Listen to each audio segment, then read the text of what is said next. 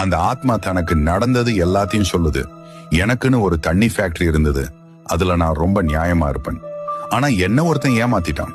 தண்ணி சுத்தம் பண்ண பிறகு அதுல விஷவாயுக்களை கலந்து எல்லா ஊர்களுக்கும் அந்த தண்ணியை சப்ளை பண்ணான். அதனால பல ஊர்ல மக்கள் கொத்து கொத்தா இறந்து போனாங்க.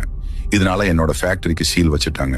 இதுல இறந்து போன ஒரு பையனோட அம்மா என் மேல கோவப்பட்டு ஒரு சூனியம் பண்ணி ஒரு குட்டி சாத்தான என் மேல ஏவி விட்டாங்க.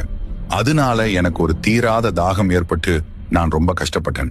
இதனால நான் இந்த ஊரை சேர்ந்தவங்க கிட்ட உதவி கேட்டேன். ஆனா அவங்க எல்லாம் நான் பண்ண தப்புனாலதான் கடவுள் என்ன தண்டிச்சாருன்னு சொல்லி என்னை பத்தி ரொம்ப தப்பா பேசினாங்க.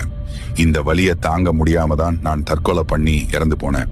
ஆனா இப்ப கூட என்ன ஏமாத்தினவன என்னால எதுவும் பண்ண முடியல.